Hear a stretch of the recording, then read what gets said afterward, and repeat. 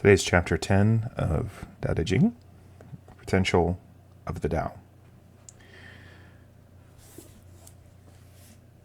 When the Han and the Po conform to the Tao, are they not inseparable? When you concentrate Qi to its utmost suppleness, can you not return to the state of a newborn child? If you wash away dark thoughts, can you not render yourself flawless? If love of the common people directs your government of the state, can you not rule through not doing? As the gates of heaven open and close in the cycle of life, can you not adhere to the female principle? Through understanding the whole scope of the four directions, can you not act without intent? To create and nurture, but not claim ownership. To act, but not glory in the action. To guide, but not control. This is the deep virtue of the Tao.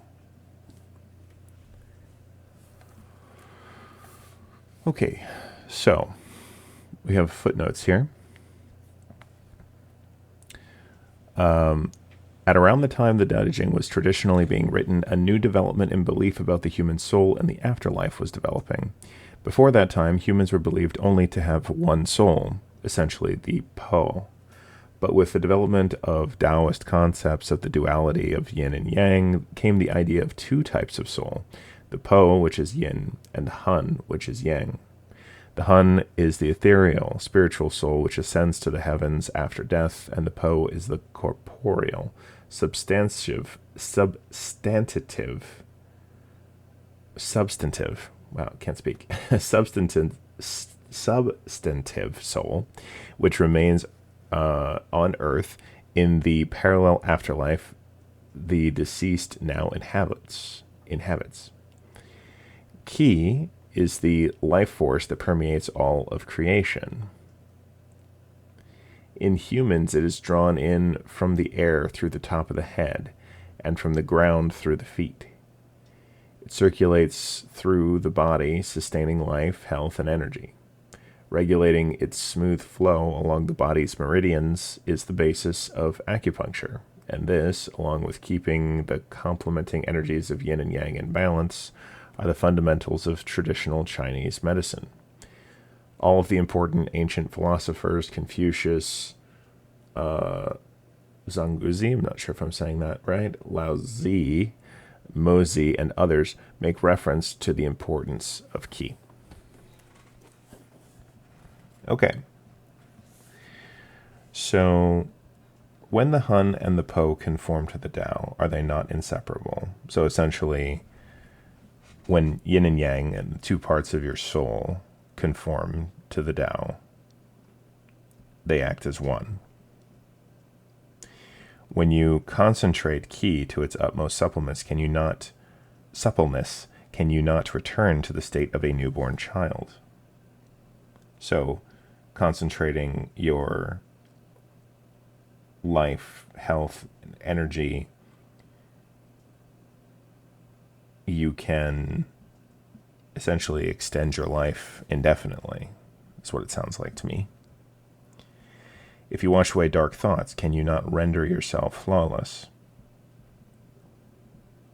I would question that because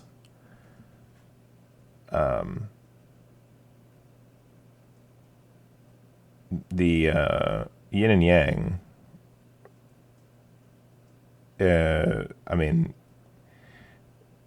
one is dark, is it not? So how can you be whole if you don't have dark thoughts as well as light thoughts? If love of the common people directs your government of the state, can you not rule through not doing? The phrasing of that is a bit confusing, but can you not rule through not doing? If you love the common people, if your heads of state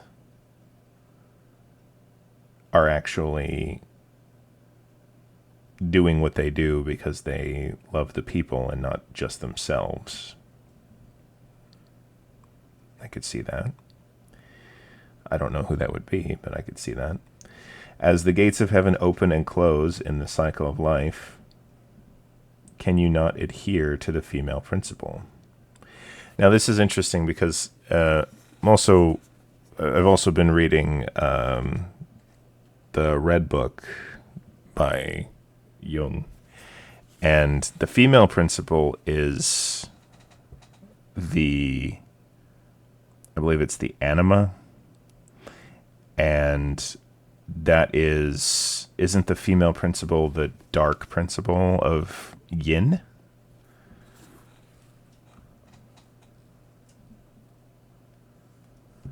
So it's strange to me that it would say, as the gates of heaven open and close in the cycle of life, can you not adhere to the female principle?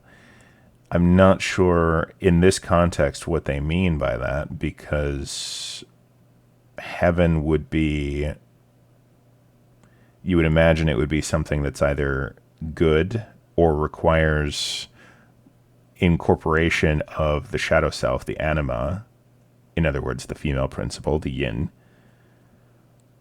in order to achieve it. Although it doesn't say walking through the gates of heaven, it just says, as the gates of heaven open and close in the life cycle. But what does it mean as far as adhering to the female principle then?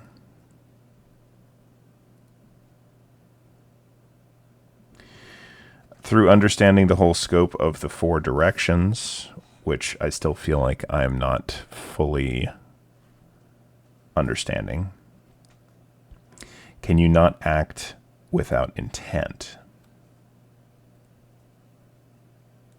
That's also confusing. If you intend to act through not doing, there's an intention. You can have intention to do action, and you can have an intention to not do action. What does non-intent even mean? I'm not sure I understand that.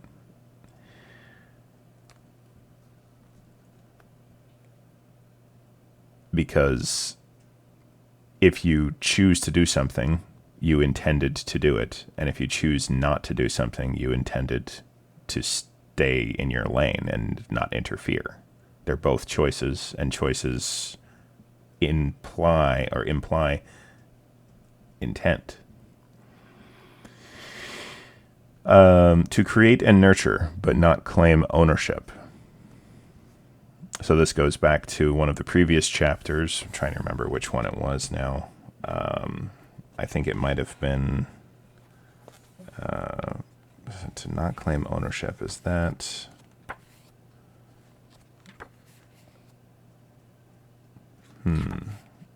Is it removing desire?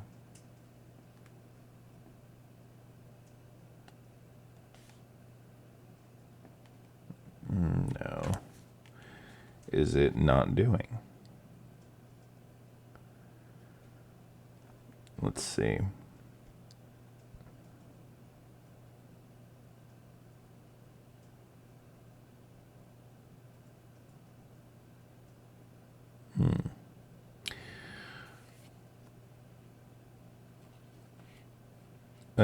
Not doing is creation without initiating. Create and nurture, but not claim ownership.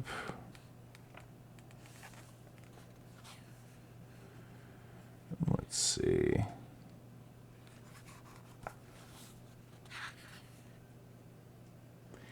And removing desire, when the enlightened man orders things, he bestows a mind empty of needless concerns. I feel like this is there is something here that's been restated. To create and nurture, but not claim ownership. It was restated in a previous chapter, but I don't think I'm going to find it very easily. Sounds very familiar to something else we've already read. At any rate, to act but not glory in the action. So you don't glorify yourself. And again, this goes back to something that was already said. This creating and nurturing the strengths of others, but not to claim ownership of them. To act, but not glorify your action. Don't be boastful. To guide, but not control is the next line. These are all just... these are just concepts within the Tao that you exist essentially for others, and you don't claim others, you don't claim anything, really. Not even actions, not even intent. Removing desire. If talent is not glorified, people will not compete with one another. So this, to act but not glorify, or to act but not glory in the action, this is to prevent competition. To guide but not control, this is what we talked about before. It references itself just one line or two lines prior. To create and nurture but not claim ownership is also another way of saying to guide but not control. This is the deep virtue of the Tao.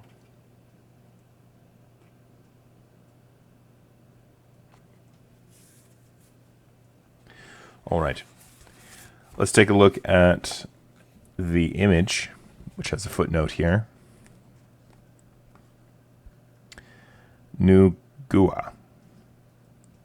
The mother goddess of Chinese mythology had a human head and the body of a snake.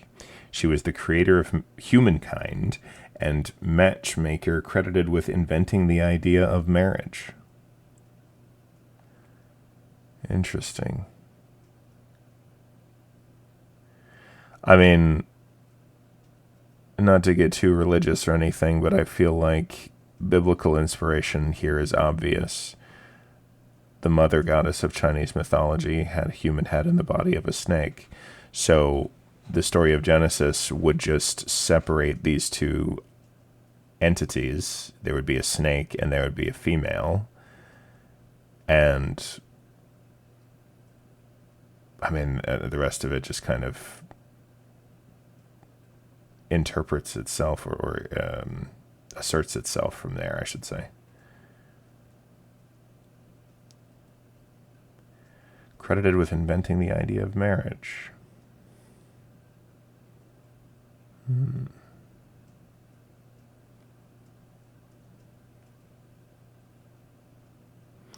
So, snakes in Eastern philosophy are seen as, they aren't like here in the West, they aren't really, snakes are seen as like dangerous typically.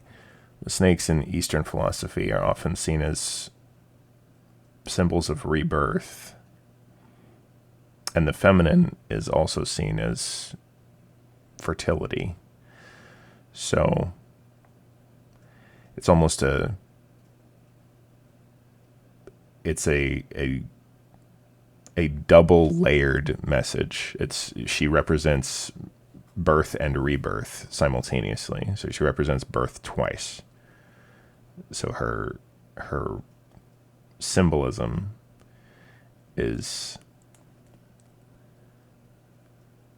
basically it's not something you can say is lightly applied. It's quite heavy.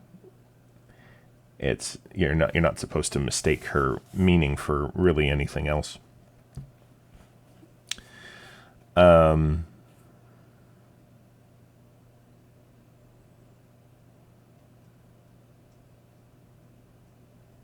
It is interesting what this background is, though. She doesn't seem grounded in this background. Is she flying over, like, the mountaintops? Although she's under a tree, so that doesn't make a whole lot of sense. But she's not casting a shadow. I mean, I guess it would make sense if she's supposed to be a spirit, that she wouldn't cast a shadow.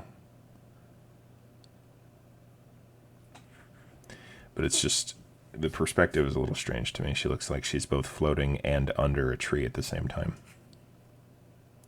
Anyway, thank you for listening. And I hope everyone who is listening is doing well.